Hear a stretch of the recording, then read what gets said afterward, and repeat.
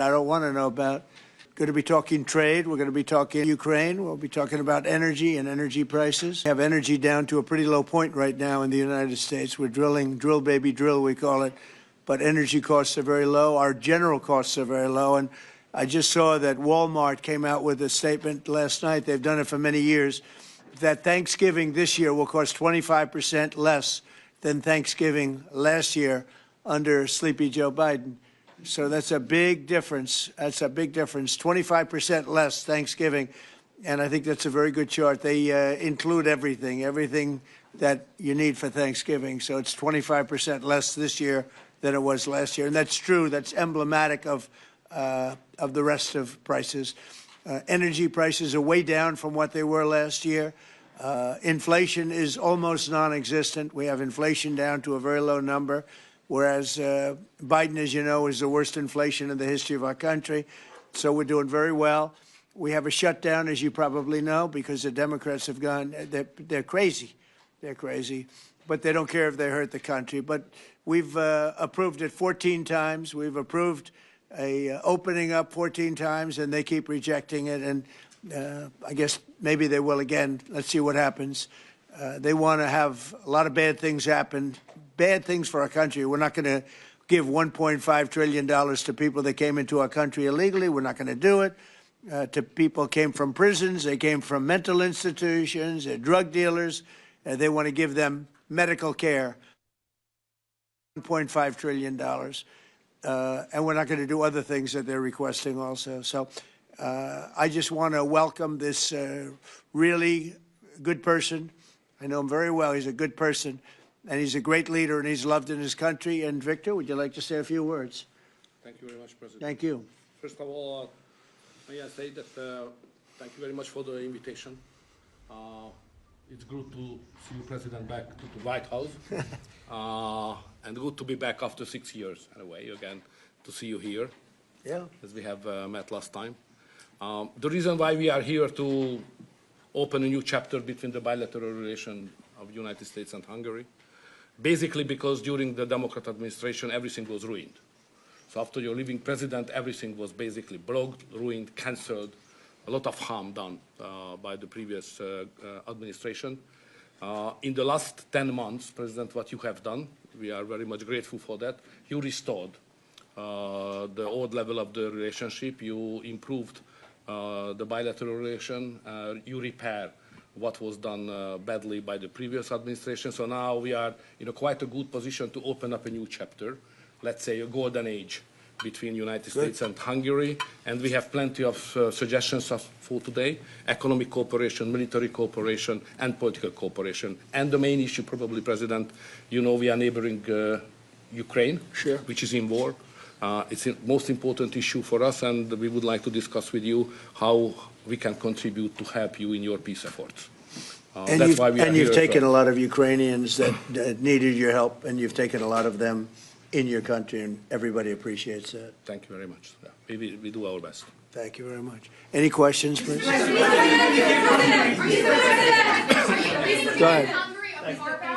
Thank you, Mr. President. Mr. Orban has requested an exemption as it relates to oil that is coming from Russia. Is that something that you are prepared to do? And may I ask Mr. Orban a question in regards to that very issue? Sure. We're looking at it because it's very difficult for him to get the oil and gas from other areas. As you know, they don't have the advantage of having sea. It's a great country. It's a big country, but they don't have sea. They don't have the ports. And so they have a difficult problem. There's another country that has that same problem, by the way. But when you look at what's happened with Europe, many of those countries, they don't have those problems. And they buy a lot of oil and gas from Russia. And as they know, I'm very disturbed by that because we're helping them and they're going and buying oil and gas from Russia. So that question could be really asked maybe more accurately if you talked about many European countries, not Hungary necessarily, because Hungary is in a different position. But many European countries are buying oil and gas from Russia, and they have been for years. And I say, what's that all about, right? Thank you. Thank you, Mr. Orban. So that will be one of the issues for Yeah. today, to explain clearly what would be the consequences for the Hungarian people and for the Hungarian economy not to get oil and gas from Russia, because we are supplied by pipelines. Pipeline is not an ideological or political issue, it's a physical reality, because we don't have port, exactly as the President explained to you. So we will negotiate on that point. It's vital for us anyway. Mr. Orban, there are two pipelines, as I understand it. There's a pipeline from Ukraine and there's a pipeline from Croatia. And my understanding is that the pipeline from Croatia can provide all of Hungary's energy needs. As a result, why would you need an exemption if that's the case? Okay. So when we discuss that issue, you should separate the gas and the oil. On the gas issue, which is very important for us, 90% of the Hungarian households based on heating system based on gas. So we have only one pipeline delivering gas to Hungary, which is the main pipeline, the Turkish one. What we got from Croatia is a very small volume supplementary gas pipeline. Okay, that's gas. Oil is another issue. So oil is coming from the Druzhba pipeline, which is the main supply, and that is a Croatian one, which is the secondary and supplementary pipeline. We would like to convince the Croatian government to enlarge it and make it possible to deliver more. Under these circumstances, it cannot be the main pipeline. It's just supplementary. But later on, with some big investments, it could serve better the interest of Hungary. Yes, please, go ahead. President, thank you. Many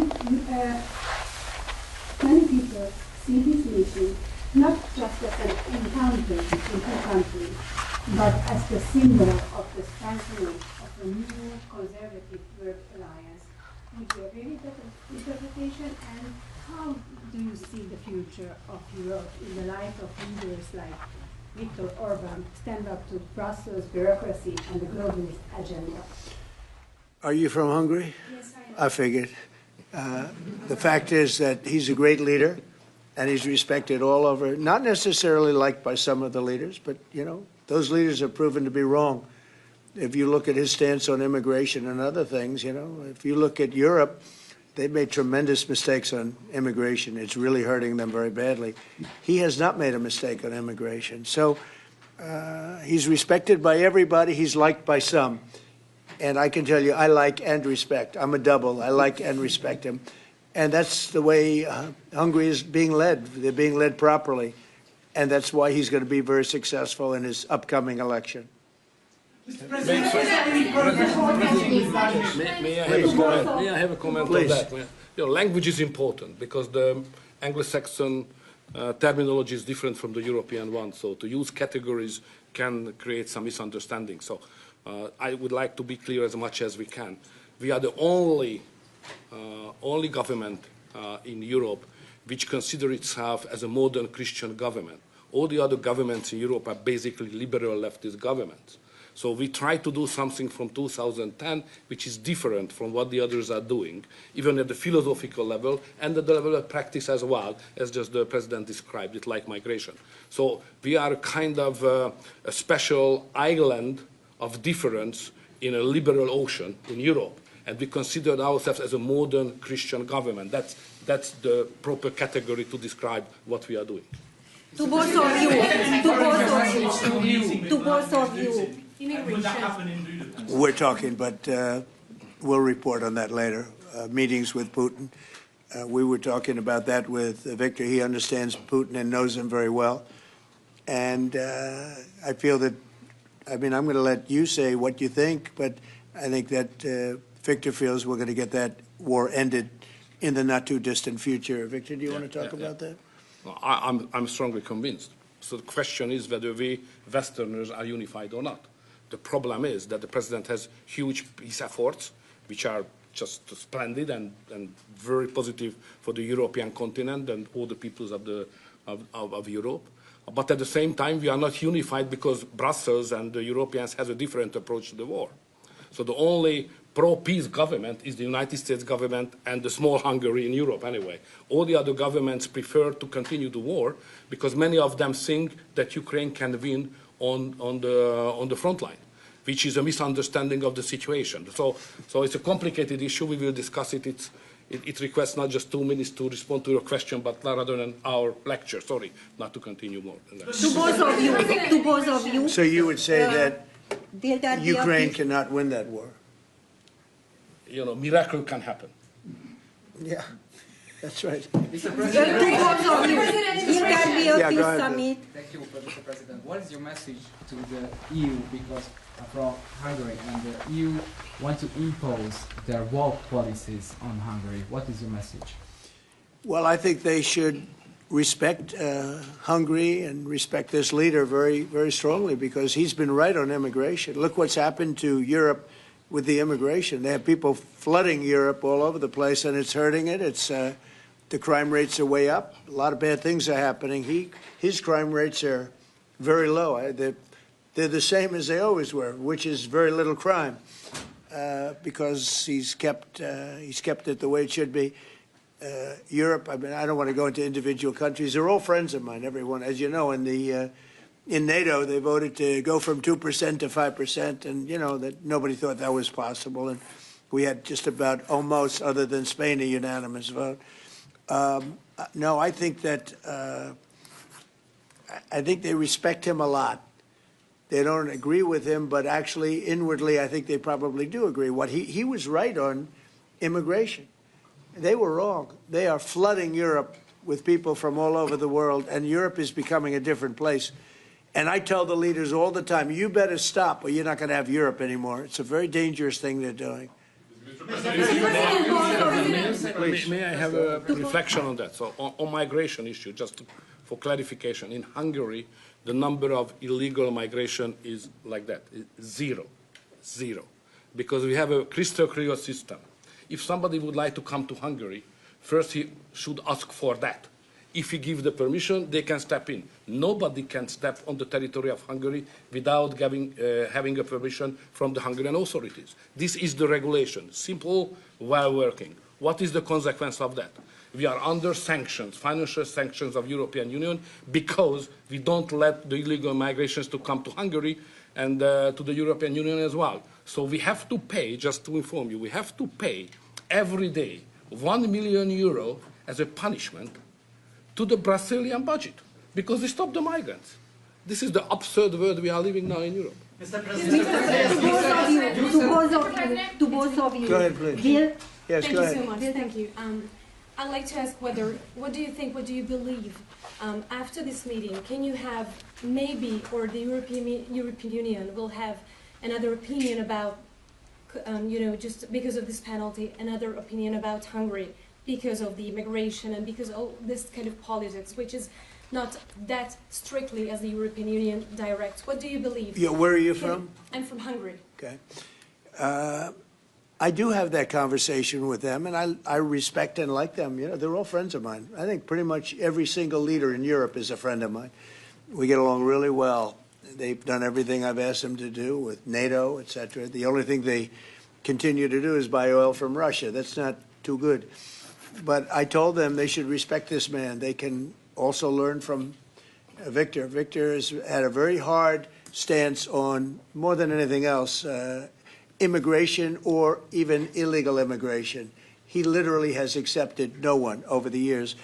Think of how much greater these countries would be if they didn't have the tremendous crime that has come in with the immigration.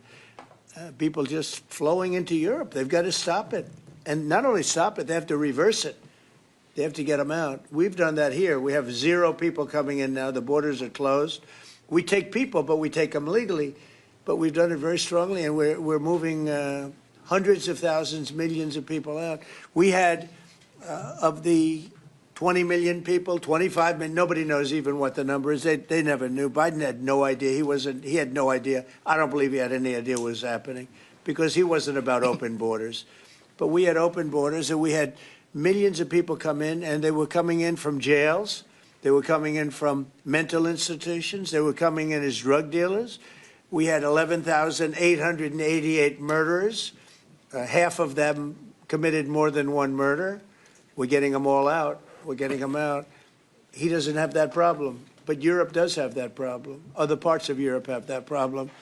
So, I tell them all the time, I stick up for Viktor Orban. Not a lot of people do because in many cases they're jealous. They wish they did what he did. They would have no problems if they did what he did.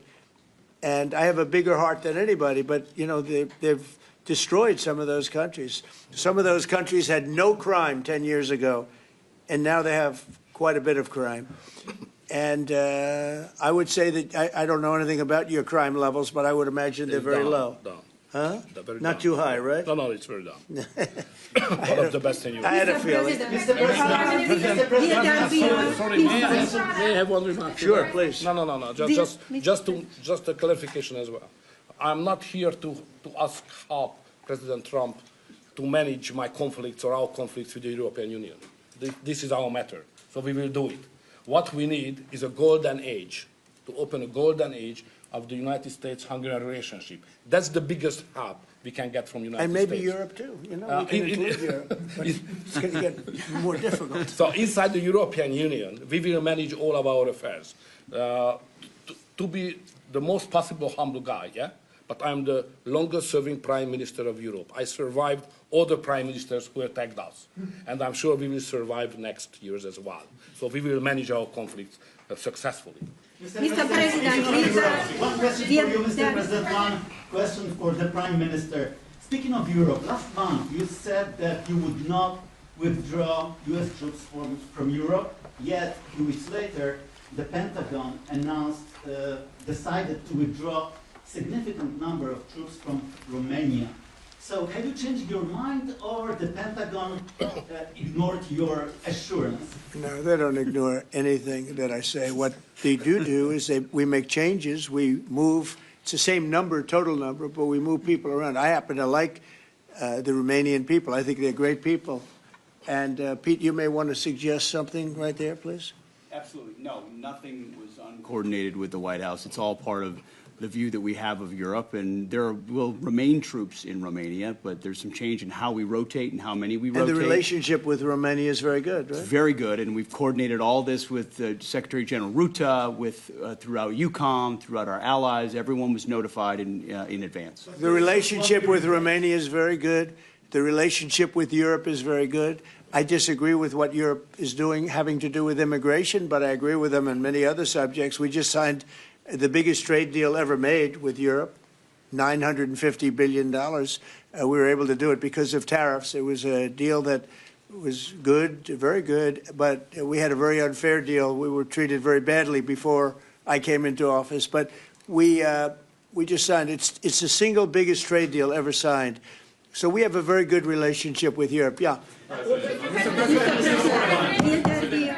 What is the main dispute with the Russians which prevent the Budapest summit with Putin from taking place? The basic dispute is they just don't want to stop yet. And I think they will. I think it's taken a big toll on Russia, a big toll on both countries, obviously, but it's taken a big toll. They're losing 7,000 soldiers a week. That's a big toll. And between the two of them, divided, you know, with Russia losing more soldiers, actually. But they're both losing a lot of people. And that's the primary thing that, with me, it's not economic, it's not money. In fact, we don't spend any money. We send it to NATO. They pay us for our missiles and for our military and everything else. We don't. It's not a question of money. It was with Biden. He spent $350 billion. He got nothing for it. The war would have never happened. If I were president, the war would have never happened. I think you would agree with that. This war would never have happened if I were president. It's stupid that it happened. But it did happen. I inherited the war, and I think we're going to get it ended. Not too distant future. Yes, please. So no question that if that time the name of the United States president would have been Donald Trump, there would be no war between Ukraine and Russia. That's clear. But what we are speaking about here is more than that, because without the pressure coming from the United States government, I'm speaking 2022, the Europeans would not take that hard line what they have today on the war. Remember that big countries of Europe rejected to be involved more than just sending some, humanitarian issues. So the pressure coming from the United States to be more pro-war in Europe. So that's the fact of the history anyway. So we have to restore something which was which was ruined and created from here. And that's the reason why I understand absolutely the devotion of the president now to do everything to stop the war, because that would be not that deep without the previous government pressure from here. So the reason why I'm here to be as much as helpful I can to contribute to the peace efforts of the president, because that was an enormous mistake what we have done, I mean, the Western world several years ago, and we have to stop it, and it's common responsibility. Biden actually pushed for that war to happen. Okay, if you can believe it. Nobody can believe it, but it's one of those things. And now look what happened. Look what's happened to Ukraine. It's a much smaller country. A lot of people are dead. You take a look at it's a whole different world over there. And Russia has not been helped very much by that war either. They lost a tremendous number of soldiers and people. And, you know, look, that war should have been a one-week war. I don't know why it's taken. This is 4 years. Should have been 1 week. Should have been over with, but it would have never started. Should have never started. And I would have solved the problem without giving up anything. Ukraine would have remained as is. So there were tremendous mistakes long before I got there. I inherited that mess, and we're getting it solved, along with the 8 wars that we've already ended. Mr. President, what is America's interest cultivating better relations with the EU leader or Orban? I think I can do both. I mean, there's no reason why I can't. I get along well with the European nations. We are still a member of the European Union, so it's easy. Yeah, and by the way, he's a member in good standing, I guess, although they penalize him every once in a while. But he's a member in good standing with the European Union, so he's a member. He's a part of it. But I get along great with him. I get along very well with them. I agree with him on immigration much more than I agree with them. But I agree with, a lot of the things in Europe he also agrees with. But he had a difference, I would say, primarily on immigration more than anything else. And I happen to think he was right, because their whole fabric has changed. I mean, you go to some of the countries, they're unrecognizable now because of what they've done. And Hungary is very recognizable. Yes, ma'am. Mr. President. yes, Mr. President, will there be a peaceful meeting in Budapest still this year? What do you think? You mean a meeting with President Putin? Yes. You mean in Hungary? Well, I'd like to keep it in Hungary, in Budapest. That meeting, it turned out I didn't want to do that meeting because I didn't think anything was going to be happening of significance. But if we have it, I'd like to do it in Budapest. Yeah, it'd be good. Mr. President, you said many times to support Viktor Orban. Why is it important to win the next election, for example, for the United States, Hungary, and also Europe? Why is it important? Well, I don't know his opponent. I don't know if he has an opponent yet. At some point he will, I guess. We always have opponents, always. right? Not much of an opponent. But I'll be supportive of him. He's done a fantastic job. We've had a great relationship. The United States, look, we had a country that had no leader. It had an auto pen, illegal auto pen, totally illegal. And that's coming out stronger and stronger. But we had no leader in the United States.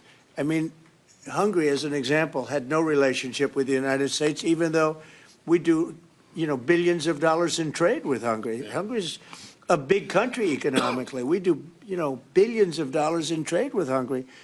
Why would they give that up? And they gave up so much else. Look, they gave up everything. This country was poorly run. I think if I didn't win the election, we might not have a country, if you want to know the truth, not a recognizable country. But our relationship was immediately good as soon as I won the election, because Viktor's one of the people that's highly respected, and we had a great relationship with Hungary. We do again.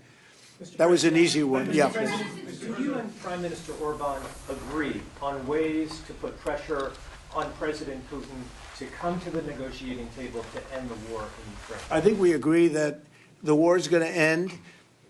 Sometimes people have to fight it out a little bit longer, but I think we agree that the war is going to end in the not-too-distant future. Do you want to talk about that, Viktor?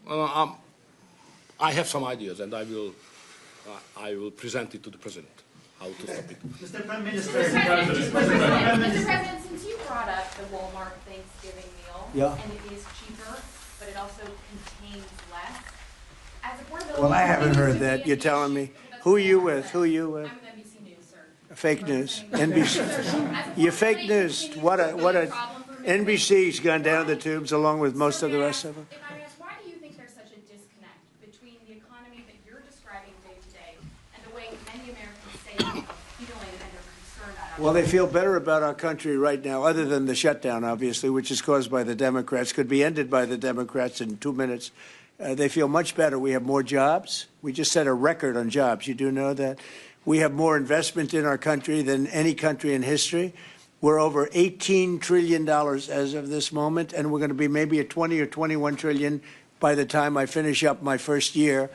And there's been no country, China, no country in the world that's done anywhere even close to that number.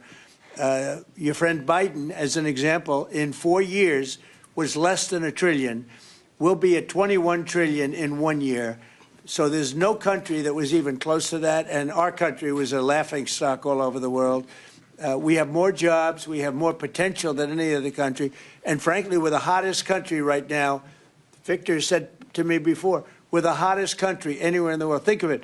We'll have $21 trillion invested. We have auto plants pouring back in. We have AI pouring back in.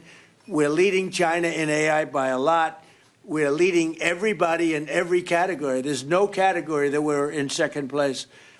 So I just heard this yesterday that Walmart said that the Thanksgiving was 25% more expensive under Biden. That's a big, to me, that's a big number, because Walmart's respected. I mean, Walmart is Walmart, and, you know, they're giving you prices. So that would mean that the whole series of pricing and costs, you know, the groceries and everything else, it was a con job. It was a con job. Affordability, they call it, was a con job by the Democrats. The Democrats are good at a few things: cheating on elections and conning people with facts that aren't true. It was 25%. Walmart just announced it 2 days ago. 25% cheaper this year, will be cheaper to have Thanksgiving than it was a year ago under Sleepy Joe Biden. You say that affordability is a con job, as you put it. Say it. You said affordability was a con job, and you didn't want to. You said last night you didn't want to talk about affordability. I talked about it. When did I not want to talk about it? I talk about it all the time. We are much better than Biden and all of them.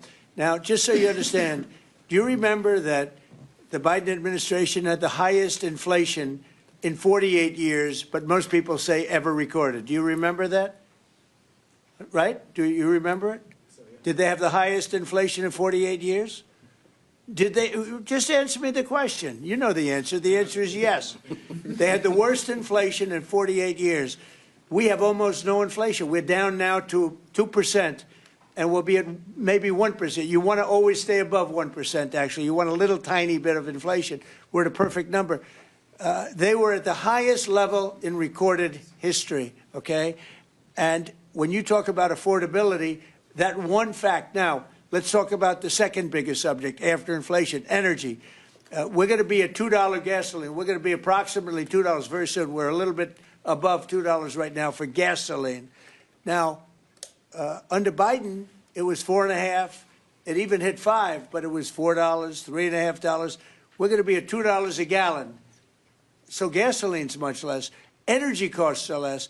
When you have energy and when you have gasoline less, everything else follows. It's such a big category. So when you have lower energy prices, which I think you admit we do substantially, that means everything else. So we are the victors on affordability. But if I watched that election, which I was not much involved in, I didn't support Virginia, the candidate, didn't do a lot of support for the other candidates. They asked me about Cuomo, and I said, well, it's a question, do you want a thug or do you want a communist? I mean, that was my response. So I wasn't involved in that stuff too much. But I will say this. If you look at affordability, which they campaigned on, they lied because they talked about, oh, prices are up. No. Prices are down under the Trump administration, and they're down substantially. Energy prices are down by 30, 35, 40%. Gasoline is way down. And the other big thing is inflation is way down. The biggest thing is inflation. The second biggest thing is energy. Energy is way down, and what's also down? Gasoline. Also, The biggest thing is inflation, and it's way down. We took over a mess, the highest inflation in recorded history. Some people would say 48 years. I'll take either one of them. But I believe it's the highest inflation in recorded history. That alone makes it impossible for them to have done a good job affordability-wise. So one other thing. When I came into office, Victor, 2 days into office, they were screaming at me about the cost of eggs. I was there for 2 days. Eggs had quadrupled. And I said, listen, I just got here. Let me check it out. And they were right. Eggs had gone up by 3-4 times. Within a period of a few months, we had eggs down to a normal cost. We did a great job on groceries and affordability. The only problem is the fake news. You people don't want to report it. And, in fact, I'd like to ask Caroline. Where's Caroline? I'd like to ask Caroline a question. Where is she? Did she? Uh-oh. She deserted us. She deserted me. Our great Caroline superstar deserted me. Anyway, she's right outside. She was going to talk about, because the fake news yesterday, they talked about that. They said, oh, I don't want to talk about affordability. The reason I don't want to talk about affordability is because everybody knows that it's far less expensive under Trump than it was under Sleepy Joe Biden. And the prices are way down. Caroline? Yes, sir.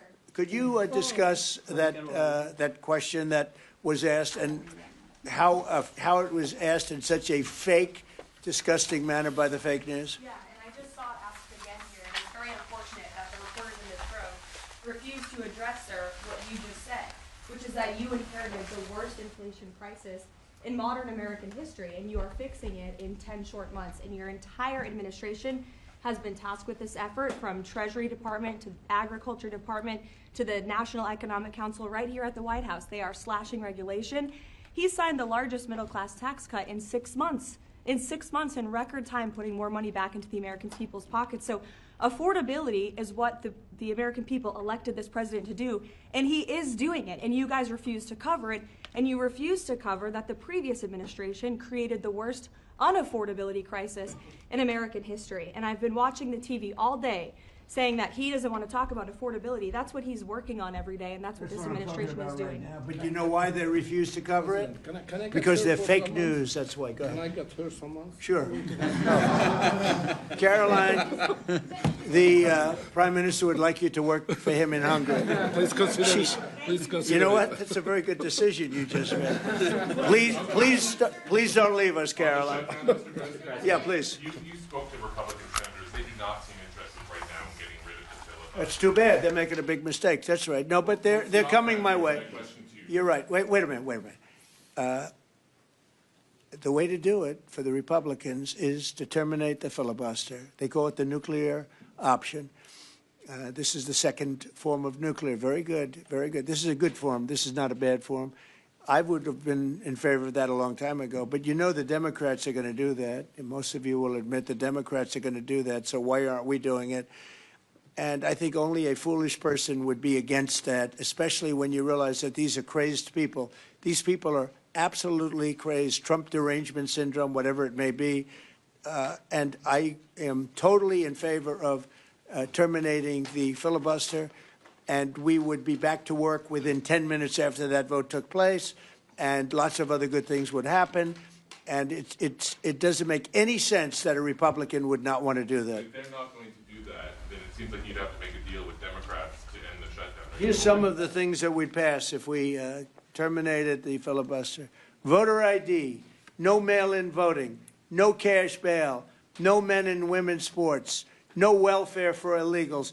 You could go on and on. This is 2 pages of things we'd do if you did that. Without it, I don't know that you pass anything, because you can't deal with them. They're really irrational. They really are. But I was happy to see that a tremendous liability to this country, a woman that made herself rich in this country, Nancy Pelosi, has quit, and she'll be out of here pretty soon. And that, I consider that to be a great asset for America, getting her out. Yeah, please go. Are you really going to deal with Democrats? You're not interested in it? I don't know. We'll see what they have. I mean, we'll see. But they're very destructive for the country. NBC, fake news. I'm not taking you. Go ahead. Mr. President, are you worried about it backfiring in the future on Republicans? Should they get rid of the filibuster and then down the road Well, you know, normally I would say, well, a little bit, but the reason that I'm not is because if they ever took over power, they'll do it. Look, Joe Manchin and Sinema are two people that are no longer in politics because of this issue. They were opposed to what the Democrats wanted to do. They wanted to terminate the filibuster. They were opposed to it. They're no longer in politics. They're gone. The Democrats will do this. So if the Democrats are going to do it, I'm saying Republicans should do it before they get a chance. It's very simple. And if we do it, we will never lose the midterms and we will never lose the general election because we will have produced so many different things for our people, for the country, that it would be impossible to lose an election. AI bubble. Are you worried about an AI bubble? No, I love AI. I think it's going to be very helpful. So many things are happening with it. And in addition to which, we're leading China, we're leading the world in AI. We're building massive electric plants that the companies themselves are building for their plant. I've given them the right because we need so much electricity for that. The word is electricity, believe it or not. Double the electricity that we currently have in the country for just the AI plants. And I've allowed those companies to rebuild and build electric plants along with their facility. We're getting approvals done in less than a month, sometimes in 2 weeks, for massive, beautiful, massive buildings. And no, I'm totally in favor of it. I think it's really going to be the wave of the future, and we're leading the world. We're leading everybody by a lot. How long do you think the shutdown will last? Mr. Orban, President, how long do you think the shutdown will last? I don't know. It's up to the Democrats. We voted, the Republicans have voted 14 times to open up the country, and the Democrats have voted 14 times to hurt the country, really. They should approve it, but they might not. That's why I like the fact that we terminate the filibuster. If we terminate the filibuster, the country will be open within 10 minutes after that termination because we'll take a second vote, which is the opening of the country, and the Republicans will vote to open the country. That's one of the reasons, not the major reason, by the way. I think it's less important than the other things that we get. But if we terminate the filibuster, the second vote that we will take will be to open up the country. It'll take 10 minutes, and the country will be open. Is there any room for bipartisanship? Because it seems like that's the main purpose of the filibuster, is to create some sort of compromise.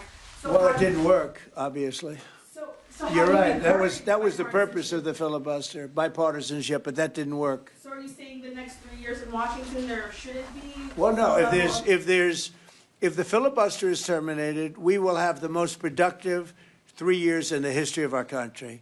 If the filibuster is not terminated, then we will be in a slog with the Democrats, and very little for either party will be done. So it's a good thing. Thank you very much, everybody. Thank you very much. Thanks, guys. Let's go. Thank you. Thanks. Thank you, Brad. Let's go. Head out. Thank you, guys. Thank you. Thank you, Brad. Guys, head out. Let's go. Let's